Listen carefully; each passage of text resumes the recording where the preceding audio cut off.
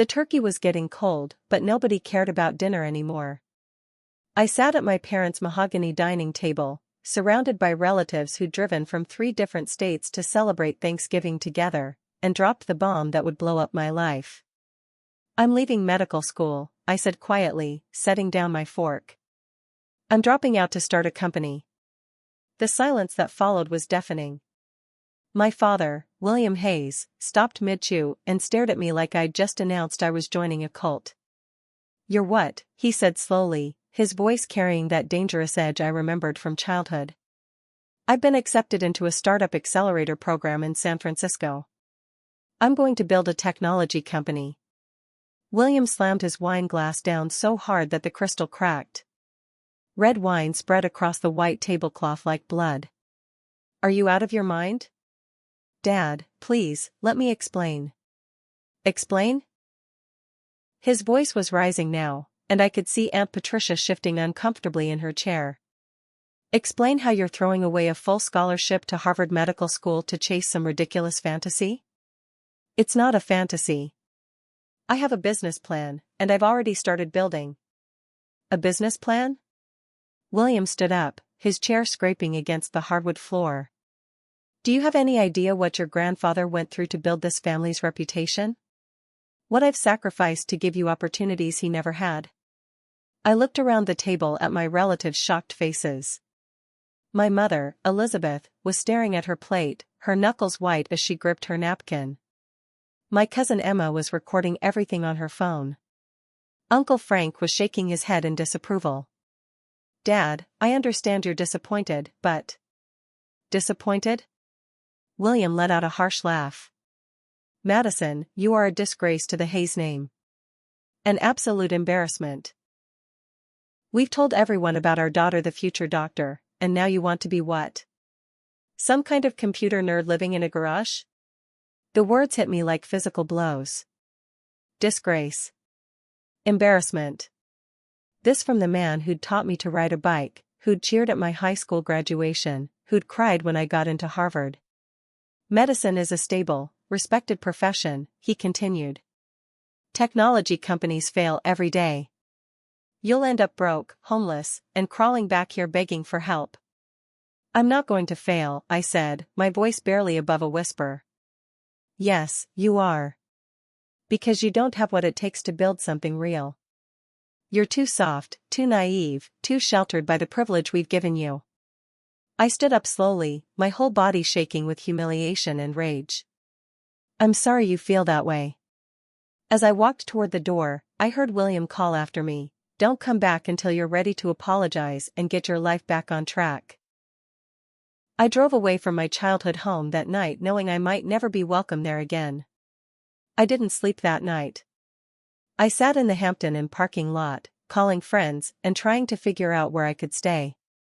Most of my college friends had gone home for the holiday, and the few who answered said their parents wouldn't be comfortable with a houseguest who'd just blown up her life. At 6 a.m., my phone rang. My mother's name appeared on the screen. "Madison, honey, where are you?" "At a hotel near the airport. I'm flying to San Francisco this afternoon." "Don't do this. Come home. Your father he's upset, but he'll cool down." I could hear the desperation in her voice. "Mom, he called me a disgrace. He said I was an embarrassment to the family. He's scared. We both are. Medical school is secure. Starting a business is risky. I know. But I can't spend my life living someone else's dream." There was a long pause. "He wants to talk to you. One more conversation before you make this decision." Against my better judgment, I agreed to meet him at his office downtown. The law firm of Hayes, Peterson and Associates occupied 3 floors of a gleaming office tower. I'd spent summers here as a teenager, filing papers and fetching coffee, watching my father command rooms full of expensive suits. "Sit down," William said when I arrived, gesturing to the chair across from his massive desk. He looked tired, older than his 55 years. "I'm going to make this simple," he began. "Stay in medical school, and I'll pay for everything." apartment, tuition, living expenses, even a car. Graduate, complete your residency, and I'll help you start your own practice. And if I don't? His expression hardened. Then you're on your own. Completely. No financial support, no family connections, no safety net. You want to be an entrepreneur? Figure out how to do it without our money. Dad, I'm not asking for your money. I just want your support. Support? He leaned back in his leather chair. Madison, do you know what the failure rate is for startups? 90% fail within the first year. 90%. Those aren't odds, that's a guarantee of failure. What if I'm in the 10%? You're not. You've never had to struggle for anything in your life. You've never been hungry, never been desperate, never had to choose between rent and food. Business isn't a game, and failure isn't just losing points. It's losing everything. I stood up, suddenly exhausted by the conversation. I guess we'll find out. William's voice followed me to the door. When you fail, and you will fail, don't expect us to clean up your mess. That afternoon, I boarded a plane to San Francisco with $3,000 in my bank account, a duffel bag of clothes, and a business plan I'd been working on for 6 months. The room Sophia offered me wasn't really a room. It was a corner of her basement with a thin mattress on the floor, separated from the rest of the space by a hanging sheet. No windows, barely any heat, and the constant smell of mildew from the washing machine 6 feet away. It's not much, Sophia admitted as she showed me around. But it's better than the street. Sophia was a computer science major I'd met during my one semester at Stanford before transferring to pre-med at Harvard. When I called her desperately from the airport, she'd offered me her basement for $200 a month. I appreciate this more than you know, I told her, dropping my duffel bag on the sad mattress. Just don't make it weird, and try to keep it down when you're working on your startup stuff. I need to sleep. That first night, I lay on the thin mattress listening to the pipes rattle overhead and wondered if my father was right.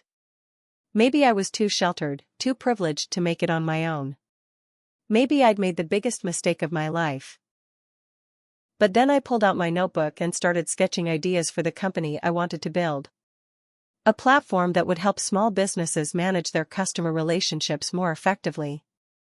I'd seen how much my father's law firm struggled with client communication, how much time they wasted on administrative tasks that could be automated.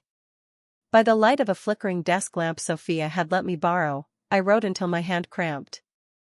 Business models, user interfaces, revenue projections. For the first time in weeks, I felt like myself again. The next morning, I walked to a nearby coffee shop and spent $4 on a coffee and a pastry, money I couldn't really afford, but I needed Wi-Fi and a place to work. Over the next 8 hours, I taught myself Python programming basics using free online courses. By the end of the week, I had a routine. Coffee shop in the morning for programming tutorials, lunch at a different shop for business development reading, back to Sophia's basement in the evening to code and plan. I was spending $15 a day on coffee and food, which meant my money would last about 6 months if I was careful. 6 months to build something that could support me. 6 months to prove my father wrong. 3 weeks into my basement living situation, I made a crucial mistake. I trusted someone. Sophia had been watching me work on my customer relationship management platform, asking questions about the features and target market. She seemed genuinely interested, even impressed by what I was building. "This is actually pretty cool," she said one evening, looking over my shoulder as I coded. "Small businesses would definitely pay for something like this." That's the idea. Most CRM systems are too complex and expensive for businesses with less than 50 employees. This would be simple, affordable, and focused on their actual needs. Have you thought about pitching it anywhere? There are startup competitions on campus pretty regularly. I'd been so focused on building that I hadn't thought about pitching yet. I want to have a working prototype first. But maybe in a few weeks. There's actually a competition next Thursday at the business school. Winner gets $10,000 in seed funding. You should totally apply. Sophia helped me prepare for the pitch over the next few days. We refined my presentation, practiced Q&A sessions, and she even helped me fix some bugs in my code. "You're going to kill it," she said the night before the competition. "This idea is solid." The next day, I got dressed in the one decent shirt I owned and headed to campus for the startup competition. But when I arrived at the business school, I saw something that made my blood turn to ice. Sophia was on stage, presenting my exact business plan to a panel of judges and investors. "CRM systems are too complex for small businesses," she was saying, using my slides, my research, my code architecture. "That's why I built something simple, affordable, and focused on their actual needs." I stood in the back of the auditorium, frozen in disbelief, as Sophia presented my months of work as her own. The judges were nodding approvingly. Someone in the audience was taking notes. She was going to win with my idea. When the presentation ended and Sophia was declared the winner, I turned around and walked out. I didn't confront her, didn't make a scene, didn't try to expose her. I just left. That night, Sophia came home to the basement with a $10,000 check and a contract from an investor who wanted to fund her brilliant CRM innovation. "Hey, how'd your day go?" she asked, like nothing had happened. "Fine," I said, not looking up from my laptop. "Cool. Hey, I had this crazy lucky break today. Won a startup competition with an idea I've been working on. Pretty wild, right?" I packed my things that night and left before she woke up. I couldn't afford another place, so I slept in my car for 3 days before finding a different basement room on Craigslist. But the worst part wasn't losing my living situation. It was learning that Sophia had posted about her win on LinkedIn, calling it the result of months of hard work and innovation. Months of hard work. My months. My innovation. With my savings running dangerously low and my original business idea stolen, I decided to pivot to something completely different. If Sophia could steal one idea, I'd just have to build something better. I spent 2 weeks developing a concept for an app that would help college students find and share textbooks more efficiently. It wasn't revolutionary, but it solved a real problem I understood intimately. The Bay Area Tech Mixer was held every month at a trendy co-working space in Soma. Entry fee was $25, money I couldn't afford, but I needed to start networking and finding potential investors. I arrived wearing my one decent shirt, carrying a printed pitch deck, and fighting off imposter syndrome. Everyone else looked like they belonged there: expensive casual clothes, confident handshakes, conversations about funding rounds and user acquisition costs. When they opened the floor for lightning pitches, I forced myself to raise my hand. "Next up, we have Madison Hayswith. What's your company called?" "Bookswap," I said, walking to the front of the room. "A peer-to-peer marketplace for college textbooks." I launched into my pitch, explaining the problem, the solution, the market opportunity. For 3 minutes, I felt confident, articulate, like I knew what I was talking about. Then came the questions. "So this is basically Craigslist for textbooks?" asked a woman in an expensive blazer. "It's more sophisticated than that. We have verification systems, integrated payment processing, and..." "But the core concept is people selling used books to each other?" "Yes, but with features that make it safer and more convenient than existing options." A man in a tech company t-shirt raised his hand. "What's your customer acquisition strategy? How are you planning to scale this?" I started to answer, but halfway through my explanation, he interrupted me with a laugh. "Kid, this isn't a business. This is a weekend project. You seriously think you can build a company around people selling old textbooks?" Several people in the audience chuckled. My face burned with embarrassment. "The textbook market is worth billions of dollars annually," I said, trying to maintain my composure. "And it's controlled by major publishers and established platforms," the man replied. "You're a college dropout trying to compete with Amazon. It's a joke." More laughter. I stood there for what felt like hours but was probably only seconds, then quietly gathered my materials and walked toward the exit. Better luck next time, someone called after me. I made it to the parking garage before I started shaking with rage and humiliation. These people had dismissed me without even considering my idea seriously. They'd laughed at months of work like it was amateur hour at a comedy club. Maybe my father was right. Maybe I was too naive, too sheltered to understand how the real world worked. I was sitting in my car in the parking garage, staring at my phone and wondering if I should just call my parents and admit defeat, when someone knocked on my window. An older woman was standing next to my car, probably in her 60s, with short gray hair and kind eyes behind wire-rimmed glasses. I rolled down the window. Yes?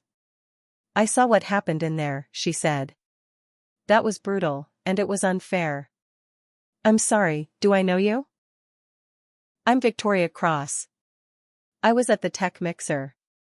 I wanted to tell you that your presentation was actually quite good, and those people were being unnecessarily harsh. Victoria Cross.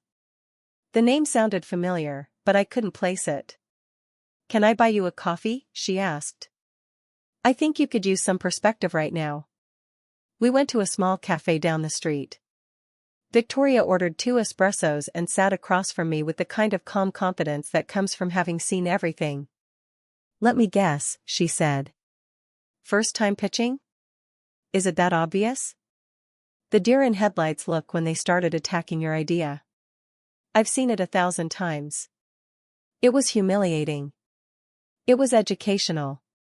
Do you know who Bradford Zimmer is? The guy who called your idea a joke. I shook my head. He's been working at the same mid-level product management job for 8 years. He's never built anything, never taken any real risks. But he loves feeling superior to people who are actually trying to create something. That made me feel slightly better. What about you? What do you do? Victoria smiled. I used to run a little company called CrossTech. You might not have heard of it. I nearly choked on my espresso. CrossTech had been one of the biggest tech success stories of the 90s. Victoria Cross had built it from nothing into a billion-dollar company before selling it to IBM. You're that Victoria Cross? Guilty. And let me tell you something, every successful entrepreneur has been exactly where you are right now. Humiliated, broke, wondering if they're delusional for thinking they can build something from nothing. Did you ever want to give up? Every day for the first 3 years. But the difference between people who make it and people who don't isn't talent or intelligence or even luck. It's stubbornness. The willingness to keep going when everyone tells you you're wrong. Victoria pulled out her phone. I'm going to give you my number. When you're ready to learn how to really build a company, not just an app, but a sustainable business, call me. As I walked back to my car, Victoria's business card in my pocket, I realized I'd just met someone who understood exactly what I was trying to do. For the first time since leaving medical school, I didn't feel completely alone. Victoria's training ground was her home office in Palo Alto, a converted garage lined with white boards, filled with programming books, and equipped with more computing power than most small companies. Rule 1, she said on my first day. Forget everything you think you know about building a startup. Most of it is wrong. For the next 3 months, Victoria put me through an intensive crash course in entrepreneurship. She taught me advanced programming concepts, showed me how to analyze market opportunities, and forced me to rebuild my business models from scratch. Your textbook idea wasn't bad, she said during one of our sessions. But it was thinking too small. You were solving a problem for college students. I want you to think bigger. What problems affect millions of people? I spent weeks researching, interviewing potential customers, and analyzing market gaps. Victoria was merciless in her feedback, tearing apart my assumptions and forcing me to defend every aspect of my plans. Why would customers choose your solution over existing options? Because it's cheaper and easier to use. That's not enough. Cheaper and easier is a race to the bottom. What makes your solution irreplaceable? The questions were exhausting but illuminating. Slowly, I began to understand the difference between building a product and building a business. Victoria also made me work for my education. In exchange for her mentorship, I helped her with consulting projects for other entrepreneurs. I learned how to analyze financial statements, how to conduct market research, how to build sustainable revenue models. I'm not doing this out of charity, she told me bluntly. I'm investing in you because I think you have potential. But potential without execution is worthless. Every morning, I woke up at 5 a.m. and coded until noon. Then I spent the afternoon studying business strategy, customer development, and fundraising. Evenings were for working on Victoria's consulting projects. It was the hardest I'd ever worked in my life, and I loved every minute of it. 4 months after leaving medical school, I landed my first paying client. A small consulting firm in Vancouver needed help with their customer database, and Victoria had connected me with them.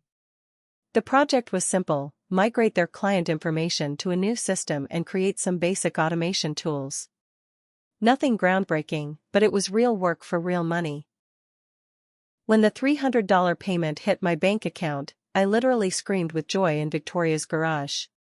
"Congratulations," she said, looking up from her own laptop with a grin. "How does it feel to be a professional software developer?" "Incredible. Terrifying. Like I might actually be able to do this." "You can. But this is just the beginning. One client doesn't make a business." I used the $300 to buy a refurbished laptop that was faster than the ancient machine I'd been using. It wasn't much, but it felt like progress. For the first time since leaving home, I could see a path forward that didn't involve crawling back to my parents. Over the next few weeks, word spread about my work with the Vancouver client. Victoria helped me get 2 more small projects: a website redesign for a local restaurant and a database cleanup for a nonprofit organization. By the end of my 5th month in San Francisco, I was earning enough to cover my basic expenses. Not comfortably, but enough to prove that I could survive on my own skills. "You're ready for the next phase," Victoria announced one afternoon. "What's the next phase?" "Building something that scales. Client work pays the bills, but it won't make you rich. You need to create a product that can serve thousands of customers without requiring thousands of hours of your time." That night, I started sketching ideas for my next big project. I hadn't spoken to my parents since leaving Atlanta, but family gossip has a way of traveling. My cousin Emma called me on a Tuesday evening with news that made my stomach turn. "Madison, your dad is telling people you're probably homeless and doing drugs in California." "What?" "He was at the country club last weekend, and Mr. Peterson asked about you. Dad heard him say something about how you're probably living on the streets and learning hard lessons about the real world." I felt like I'd been punched in the gut. "He actually said that?" "There's more. Mom overheard Aunt Elizabeth at church saying she's praying for you to come to your senses before it's too late."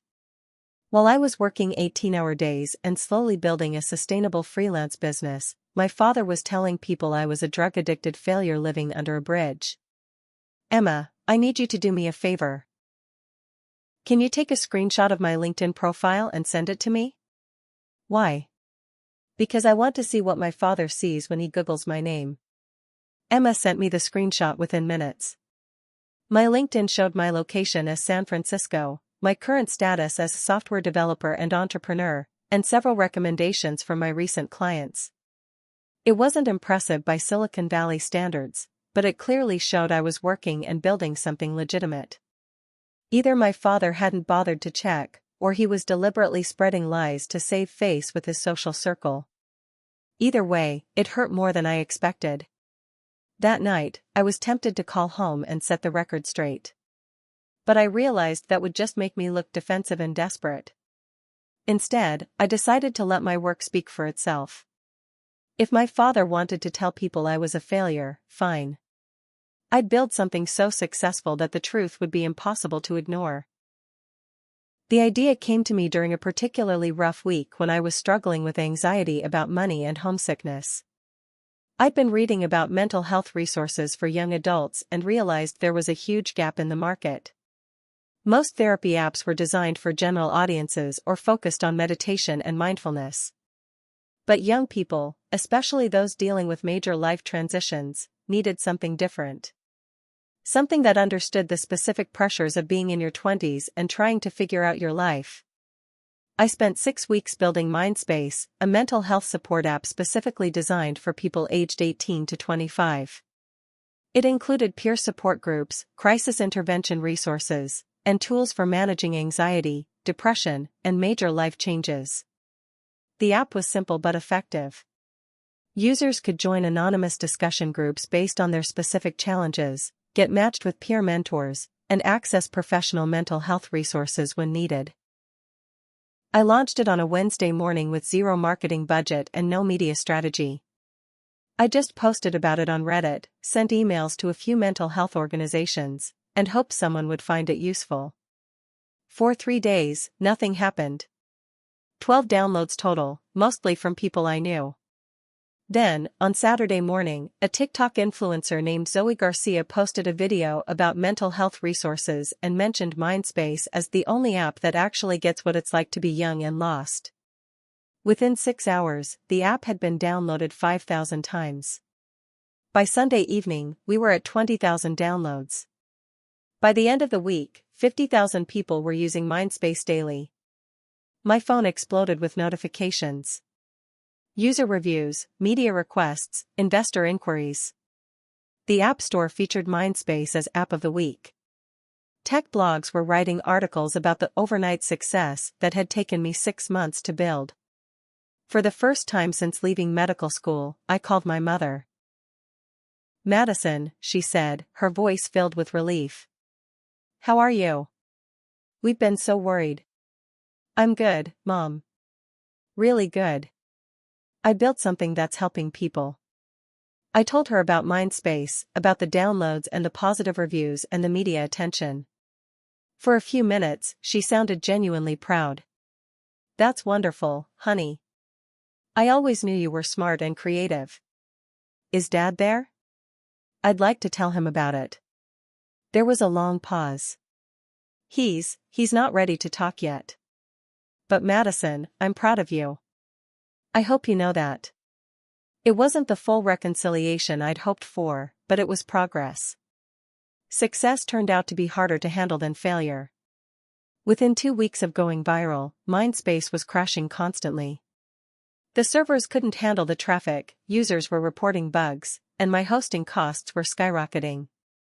I was spending $500 a day just to keep the app running, money I didn't have.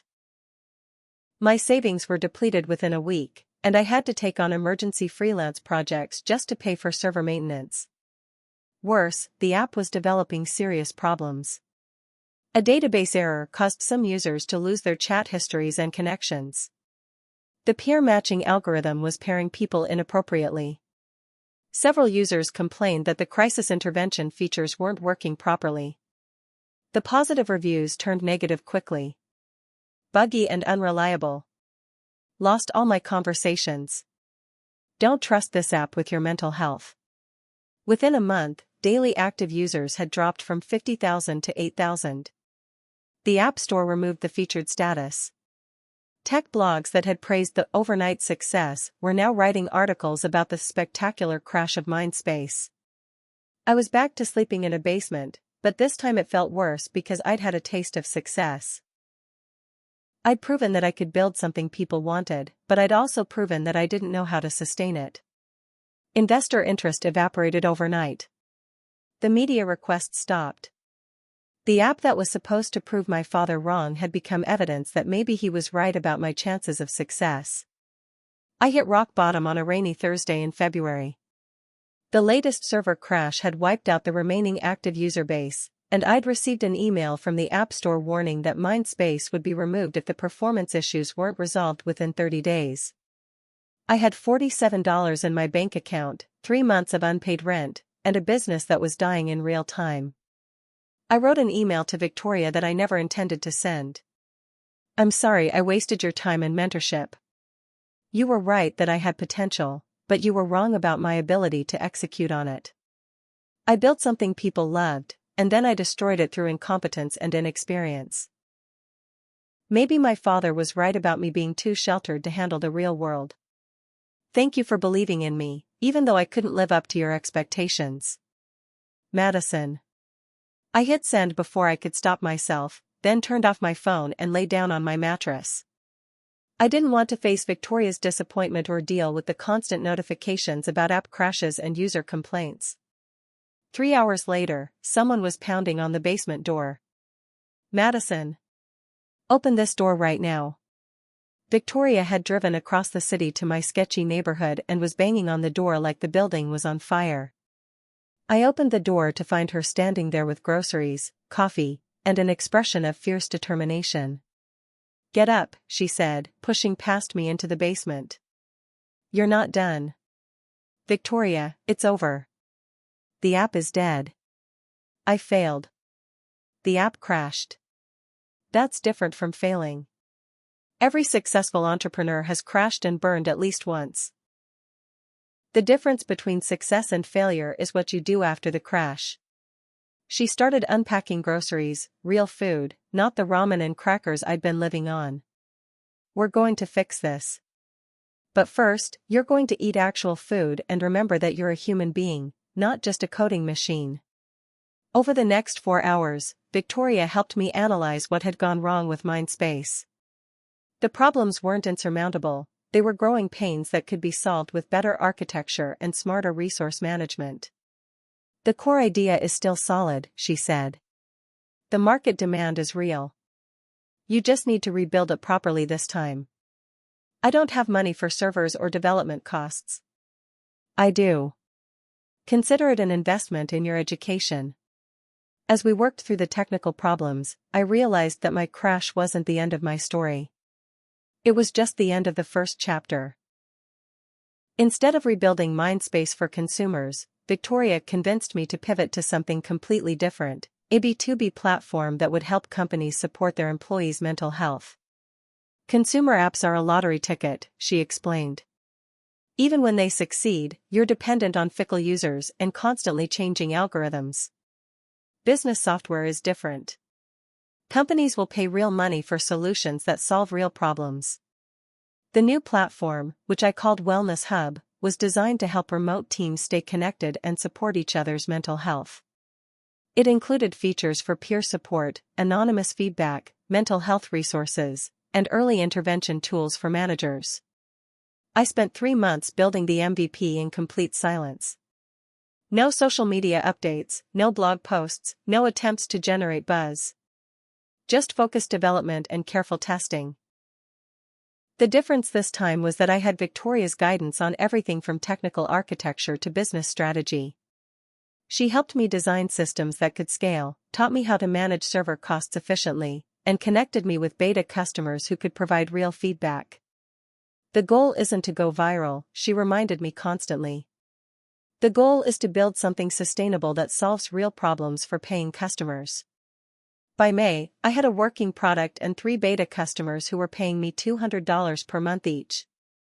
It wasn't much, but it was steady revenue from businesses that saw value in what I'd built.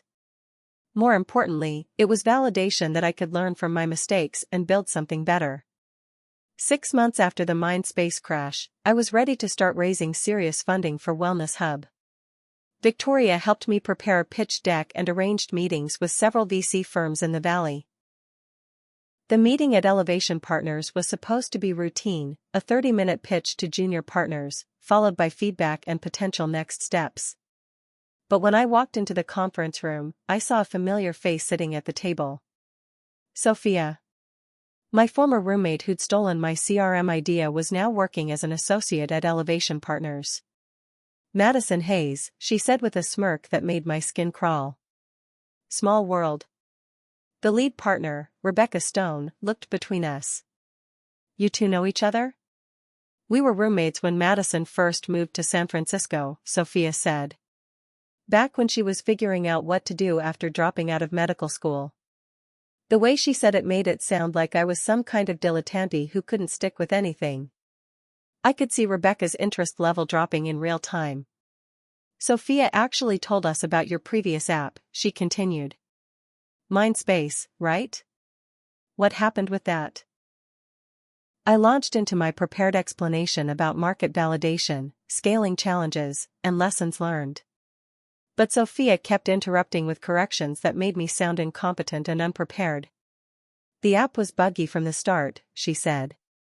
Classic first-time founder mistakes. Madison is really creative, but execution has always been a challenge for her. By the end of the 30 minutes, Rebecca was clearly uninterested. Thanks for coming in, Madison.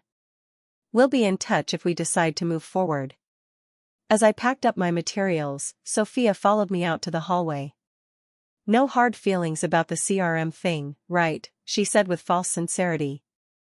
That was just business. That was theft, I replied quietly.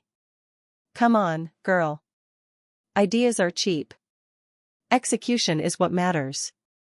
And clearly, I executed better than you would have. I wanted to punch her. Instead, I walked away, knowing that violence would only prove her point about my inability to handle business professionally.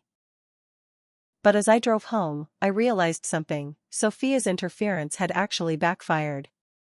Rebecca Stone might have been turned off by her portrayal of me, but she'd also seen her undermine a potential investment opportunity out of personal animosity. That wasn't the behavior of someone you'd want on your team. 2 days after the disastrous pitch meeting, my phone rang with a number I didn't recognize. Madison? This is Rebecca Stone from Elevation Partners. Do you have a few minutes to talk? My heart started racing. Of course. I wanted to follow up on your pitch earlier this week. I have to say, I was impressed by your product and your understanding of the market opportunity. Thank you. I appreciate the feedback. I also wanted to apologize for Sophia's behavior during the meeting. Her personal commentary was inappropriate and unprofessional. I wasn't sure how to respond to that. The truth is, Rebecca continued, I've been researching Wellness Hub since our meeting, and I'm very interested in what you've built. The customer testimonials are impressive, and your revenue growth trajectory suggests real market demand. Sophia mentioned some concerns about my execution capabilities. Rebecca laughed. Sophia's been with us for 6 months and hasn't closed a single deal. Her opinion on execution isn't particularly valuable. My phone nearly slipped out of my hand. What are you saying? I'm saying Elevation Partners would like to offer you $150,000 in seed funding for a 15% equity stake. We think you built something with serious potential. The offer was beyond anything I'd dreamed of. Not just the money, but the validation from a major VC firm that my work was worth investing in. There is one condition, Rebecca added. Sophia will not be involved with your account in any capacity. We take conflicts of interest very seriously. After the call, I sat in Victoria's garage staring at the funding term sheet Rebecca had emailed me. 6 months ago, I'd been sleeping in Sophia's basement, broke and humiliated. Now I was looking at a 6-figure investment in my company. How does it feel? Victoria asked, reading the terms over my shoulder. Like I might actually make it. You will make it. But remember, this is just the beginning. The real work starts now. With funding secured, my life changed dramatically. I moved out of the basement and into a studio apartment in a decent neighborhood. Not luxury, but clean and safe with actual windows and reliable heat. I hired my first employee, a brilliant developer named Anna who'd been freelancing while looking for the right opportunity. Together, we rebuilt Wellness Hub's infrastructure to handle serious scale. But the most important change was personal. For the first time in months, I felt confident enough to reach out to my mother. Madison. I was just thinking about you, she said when she answered my call. How are you doing out there? I'm doing well, Mom. Really well. I wanted to tell you about some exciting news. I told her about the funding, about hiring my first employee, about the growing customer base for Wellness Hub. I could hear the surprise and pride in her voice as I described the business I'd built. Honey, this sounds incredible. I had no idea you were doing so well. I know Dad doesn't want to hear from me yet, but maybe you could let him know that I'm not living on the streets doing drugs. My mother laughed, the first genuine laugh I'd heard from her in months. I think he might be starting to realize that his assumptions were wrong. He Googled your name last week. What did he find? An article about Wellness Hub and TechCrunch. He didn't say anything, but I caught him reading it twice. That night, I looked up the TechCrunch article. It was a brief mention in their weekly startup roundup, but seeing Wellness Hub and Madison Hayes in the same sentence felt like vindication. My father was reading about my success, even if he wasn't ready to admit it. 6 months after receiving funding, Wellness Hub had grown to serve 47 companies and generate $23,000 in monthly recurring revenue. Anna and I had been joined by 2 more employees, a designer named Marcus and a sales specialist named Jennifer. We'd moved from Victoria's garage into a real office space in South of Market, nothing fancy but professional enough for client meetings. The walls were covered with whiteboards full of feature roadmaps and growth projections. Madison, we need to talk about next steps, Victoria said during one of our weekly mentor sessions. You're approaching the point where you'll need series of funding to really scale this business. How much are we talking about? Probably 2 to 3 million. Enough to hire a proper sales team, expand your engineering capacity, and invest in serious marketing. The numbers felt surreal. 2 years ago, I'd been sleeping in a basement with $47 in my bank account. Now I was discussing multi-million-dollar funding rounds. There's something else, Victoria continued. I've been talking to some journalist contacts about featuring you in an upcoming article about young entrepreneurs who've overcome significant obstacles. Are you interested? My first instinct was to say no. I wasn't ready for that kind of public attention, and I certainly didn't want my family drama aired in the media. But then I thought about my father's assumptions, about the lies he'd been spreading at the country club, about the narrative that I was a privileged failure who couldn't handle the real world. What kind of article? Forbes is doing a piece on entrepreneurs under 30 who built businesses despite family opposition or financial hardship. Your story would fit perfectly. Forbes. The magazine my father read religiously, the publication he quoted at dinner parties and business meetings. Victoria, I'm interested. The Forbes journalist, Sarah Chen, met me at Wellness Hub's office on a Tuesday morning. She was younger than I'd expected, probably early 30s, with the kind of sharp intelligence that made me understand why she worked for a major business publication. Madison, I understand your entrepreneurial journey hasn't followed the typical path, she began, setting you. For the next 2 hours, I told my story honestly. The confrontation at Thanksgiving dinner, sleeping in basements, having my ideas stolen, the public humiliation at tech mixers, the crash and rebuild of Mindspace, and ultimately the success of Wellness Hub. Sarah asked probing questions about the mental health space, the challenges of building B2B software, and my plans for scaling the company. But she also wanted to understand the personal cost of choosing entrepreneurship over family expectations. Your father's reaction seems particularly harsh, she observed. Have you had any contact since that initial confrontation? No direct contact. But I know he's been following my progress online, even if he won't admit it. How do you think he'll react to this article? I thought about that question for a long time. I hope he'll realize that his assumptions about my capabilities were wrong. But honestly, I've stopped building my company to prove anything to him. I'm building it because I believe in solving real problems for real people. And if he never comes around? Then that's his loss. I've learned that you can't live your life waiting for other people's approval, even from family. After Sarah left, I felt emotionally drained but also relieved. I'd told my story completely and honestly, without trying to make myself look like a victim or a hero. Whatever came of the article, it would be the truth. The Forbes article went live on a Wednesday morning with the headline, How This Medical School Dropout Built a $1 Million Mental Health Platform After Her Father Called Her a Disgrace. Within hours, my phone was exploding with notifications. The article was being shared across LinkedIn, Twitter, and Reddit. Comments were pouring in from other entrepreneurs who'd faced family opposition, from young people struggling with career decisions, and from mental health advocates praising Wellness Hub's approach. But the most surprising response came from potential customers.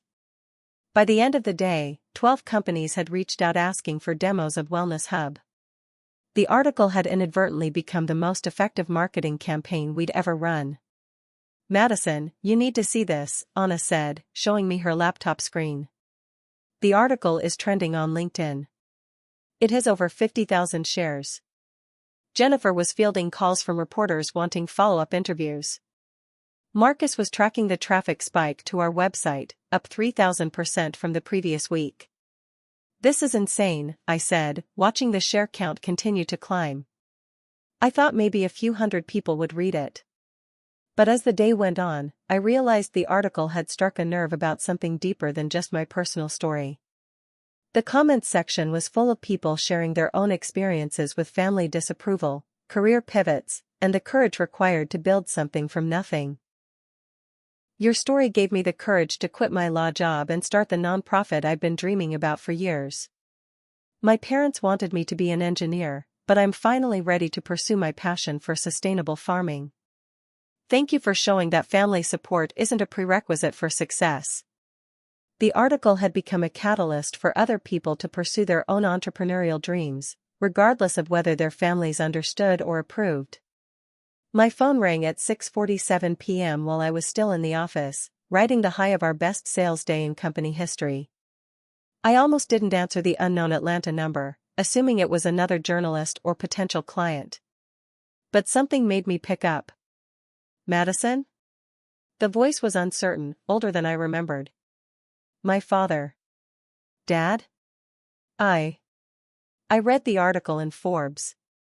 My heart was pounding so hard I was sure he could hear it through the phone. "Okay. I owe you an apology." I nearly dropped the phone. In 26 years, I'd never heard my father apologize for anything. "When I read about what you've built, about the companies you're helping, about the employees you've hired. Madison, I was wrong about everything." I couldn't speak. Tears were starting to blur my vision. I was so focused on the risk of failure that I couldn't see the possibility of success. I let my fear control my response to your dreams, and I said things that were cruel and unfair. "Dad. Please, let me finish. I've spent the last 2 years telling people you were making a mistake, that you'd come crawling back. But you didn't fail. You built something meaningful, something that helps people. And you did it without any help from me." He paused, and I could hear something that sounded like crying. "I'm proud of you, Madison. I'm proud of your courage, your determination, and your success. And I'm ashamed of how I treated you when you needed my support the most." "I missed you," I said, finally finding my voice. "I missed you every day. I missed you too. More than you know." We talked for another hour. He asked detailed questions about Wellness Hub, about my employees, about my plans for growth. For the first time, he seemed genuinely interested in understanding what I'd built rather than judging whether it met his expectations. "Madison, I know I have a lot to make up for, but I wonder, would you be open to me visiting San Francisco? I'd like to see your office, meet your team, understand your business better." "I'd love that, Dad. I'd really love that." 2 weeks later, I stood in San Francisco International Airport watching my father walk through the arrival gate. He looked smaller than I remembered, more tentative, like he wasn't sure of his welcome despite our phone conversation.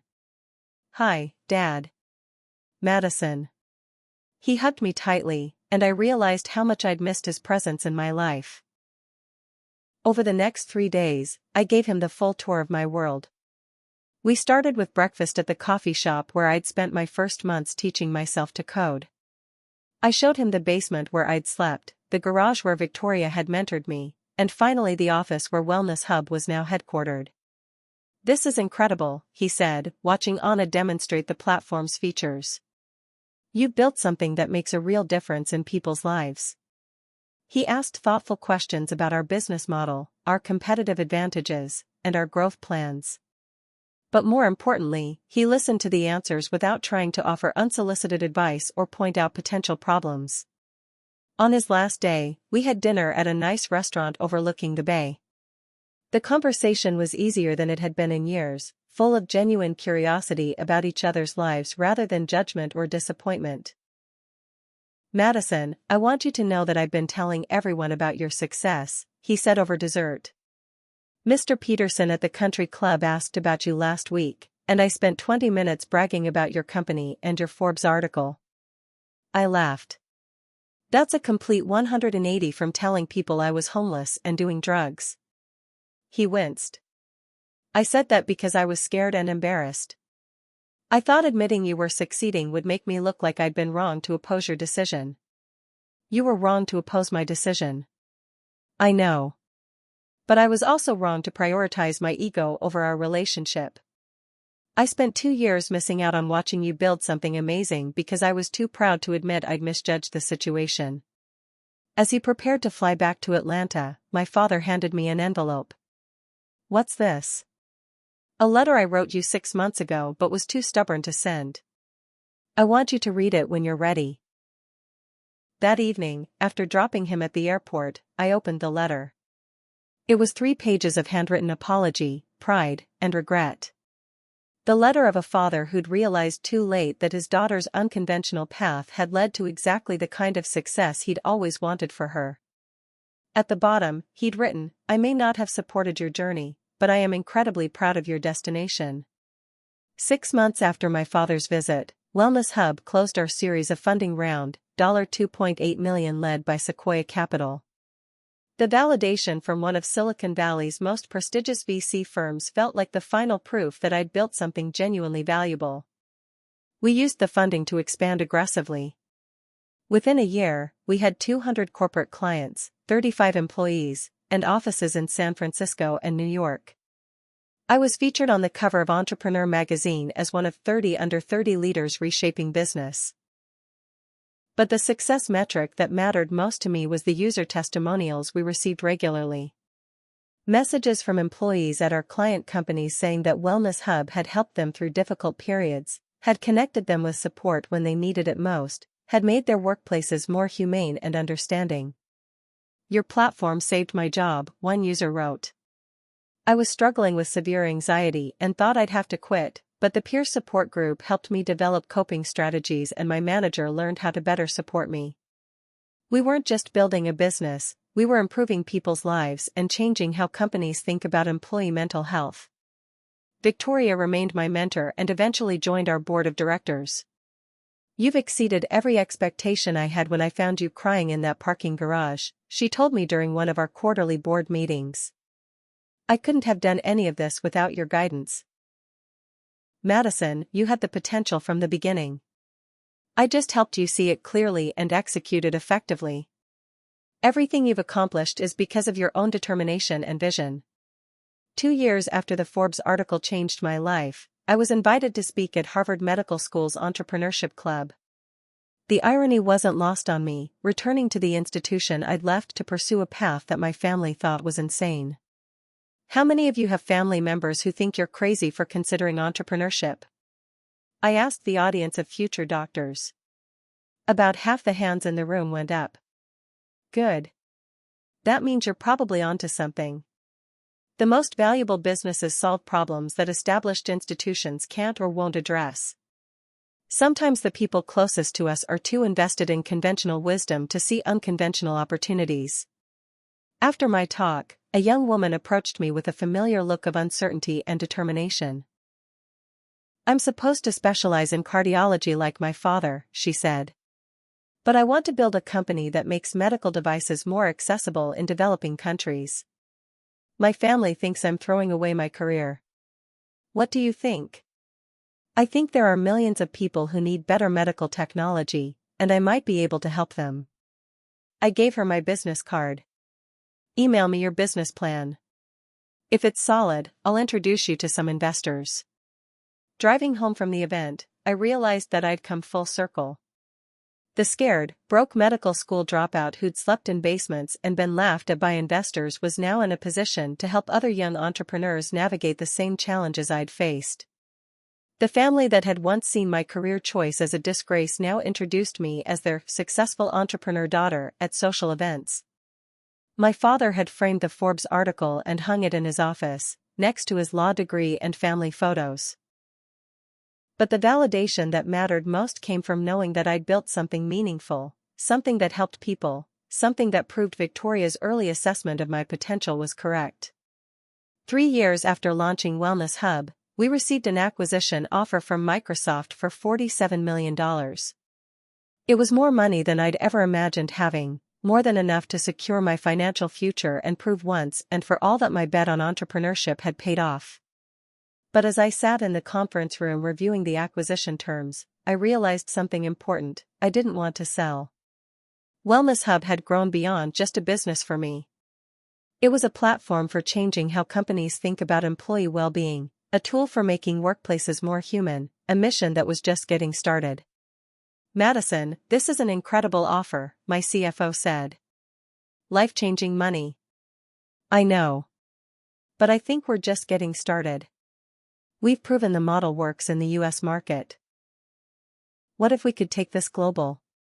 What if we could help companies in 50 countries create more supportive work environments?"